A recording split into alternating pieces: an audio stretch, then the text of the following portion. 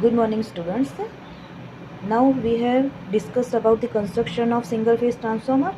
Now in today's lecture we are going to derive the EMF equation of a transformer. Okay, हम लोग transformer का EMF equation derive करने वाले हैं. तो let us start कि हम लोग EMF equation कैसे start करेंगे.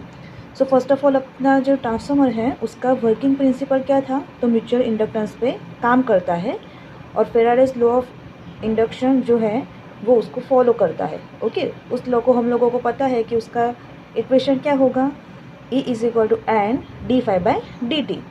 सो हम उसके वर्किंग प्रिंसिपल हमने जो ट्रांसफॉर्मर का जो फ्लक्स था उसका हमने वेव फॉर्म डिराइव करा था. वो कैसा था, तो वो था साइनोसॉइड.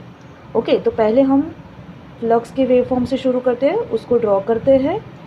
मीन्स 1/4 पार्ट में जो फ्लक्स है वो 0 से लेके मैक्सिमम हो रहा है और बाद में बाकी का जो 1/4 टाइम है उसमें उसकी वैल्यू फिर से 0 हो जाएगी. ओके, बाद में फिर से 1/4 पार्ट में क्या होगा, नेगेटिव होगा, फिर से नेगेटिव में से 0 होगा. हमारी जो एक्स एक्सिस है उस पर हमने लिया है टाइम, यानी कि आप यहाँ पे उसका टाइम लिखेंगे तो ये टाइम हमारा क्या होगा 1/4 एफ टी, यानी कि T/4F. ओके, तो इतना टाइम हमारा है, कितना है, क्वार्टर ऑफ साइकिल. यहाँ पे जो है वो क्वांटिटी का हमारी कौन सी है, तो यहाँ पे हमें जो मिलेगी क्वांटिटी वो मिलेगी हमें फ्लक्स की. ओके, नाउ हम अननोन कलेक्ट करते हैं. तो अननोन कौन से मिलेंगे हमें, एक तो N1. तो N1 क्या है, तो number of turns in primary,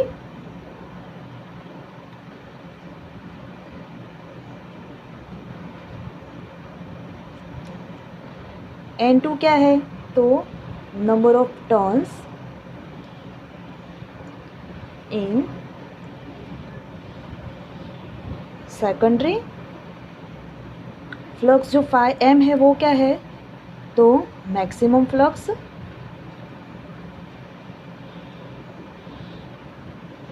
in core.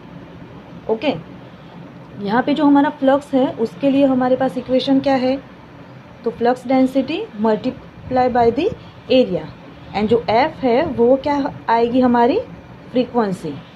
So frequency of AC input. Okay, अब हमको पता ही है कि ट्रांसफॉर्मर में हम लोगों को क्या देना है, एसी ही सप्लाई देना है, डीसी सप्लाई देना नहीं है. यानी यहाँ पे क्या होगा, फ्रीक्वेंसी कंसिडर होगी क्योंकि यहाँ पे हमने एसी इनपुट दिया हुआ है. ओके, सो नाउ हम ईएमएफ इक्वेशन डिराइव करेंगे. तो ईएमएफ इक्वेशन डिराइव करने के लिए सबसे पहला पॉइंट हम स्टार्ट करेंगे एवरेज वैल्यू से. तो यहाँ पे क्या हो रहा है, जो फ्लक्स है वो 1/4 ऑफ टाइम जो है साइकिल का उसमें 0 में से मैक्सिमम हो रहा है. Okay, so first of all अपन क्या करेंगे, तो जो चेंजिंग फ्लक्स है, जो फ्लक्स बदल रहा है उसके लिए हम लोग क्या करेंगे, एवरेज वैल्यू फाइंड आउट करेंगे. So average rate of change of flux, बराबर. यानी अब हम क्या करेंगे, एवरेज वैल्यू फाइंड आउट करेंगे. So average rate of change यानी क्या मिलेगा हमें, एवरेज वैल्यू फाइंड आउट करनी है तो क्वांटिटी डिवाइडेड बाय टाइम. तो हमारे पास यहाँ पे टाइम कितना है, सो 1/4 एफ जितना. यानी कि हमें इसको हम सिंप्लीफाई करेंगे तो क्या मिलेगा, 4F/m वेबर पर सेकंड.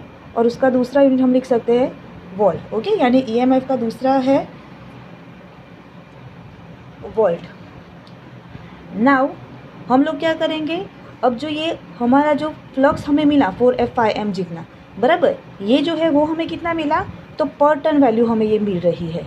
यानी कि रेट ऑफ, हम जो ये वैल्यू मिली अपन को 4F/m उसको हम क्या बोल सकते हैं, एवरेज ईएमएफ पर टन. यानी अगर हम लिख दें उसको कि average EMF per turn is equal to 4F/m volt. Okay, now यहाँ पे देखिए जो हमारा फ्लक्स है वो कैसा हो रहा है, साइनसॉइडली वेरी हो रहा है. ओके, तो हम लोग क्या करेंगे, इसकी आरएमएस वैल्यू जो है वो हम लोग फाइंड आउट करेंगे. तो हमारे पास एवरेज वैल्यू है एंड आरएमएस वैल्यू है, तो हम क्या करेंगे, फॉर्म फैक्टर. आप सबको पता ही है कि फॉर्म फैक्टर क्या होता है, आरएमएस वैल्यू अपन एवरेज वैल्यू करेंगे तो अपने को फॉर्म फैक्टर की वैल्यू मिलेगी, और हमें पता ही है कि फॉर्म फैक्टर की वैल्यू कितनी आएगी, तो 1.11। ओके, तो हम लोग अब क्या करेंगे, RMS वैल्यू फाइंड आउट करने के लिए जो फॉर्म फैक्टर है उसको एवरेज वैल्यू के साथ मल्टीप्लाई करेंगे तो हम लोगों को RMS वैल्यू मिल जाएगी। ओके, तो चलिए डिराइव करते हैं। Form factor is equal to RMS value upon average value. Okay, और उसकी वैल्यू हमारे पास कितनी आएगी, 1.11। अब इस पे से हम लोग क्या करेंगे, तो RMS वैल्यू जो है वो हम लोग फाइंड करेंगे। So RMS value of EMF per turn is equal to कितनी हो जाएगी, 1.11 मल्टीप्लाई बाय 4F/m, यानी कि 1.11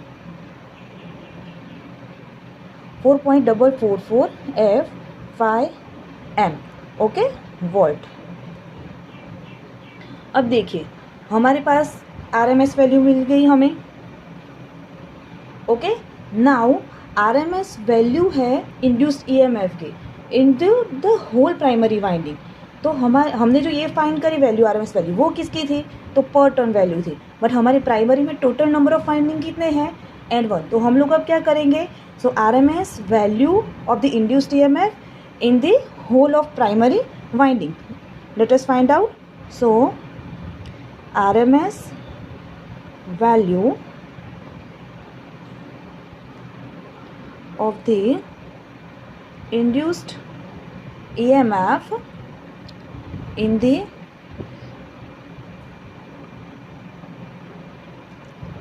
प्राइमरी वाइंडिंग। ओके, तो प्राइमरी वाइंडिंग में क्या आ जाएगा, तो induced EMF per turn. Okay, यानी हमने जो पर टर्न वैल्यू फाइंड आउट करी वो मल्टीप्लाई बाय N1। N1 क्यों करा, क्योंकि हमारे प्राइमरी में टोटल नंबर ऑफ टर्न्स कितने हैं, N1। तो हमें अब जो ये EMF मिलेगा प्राइमरी का वो हमें कितना मिलेगा, so E1 is equal to 4.44 F/m। Okay, तो ये हमारा हुआ EMF in the primary winding. So F/n1, now put here 5m की जगह पे हम क्या लिखेंगे, BMA। ओके, हमने ये देखा था ना, 5m इज इक्वल टू क्या होगा, flux is equal to flux density multiply by the area. So put this value in this equation. तो हमें अब जो ये वैल्यू मिलेगी वो किसकी मिलेगी, सो EMF induced in the primary winding.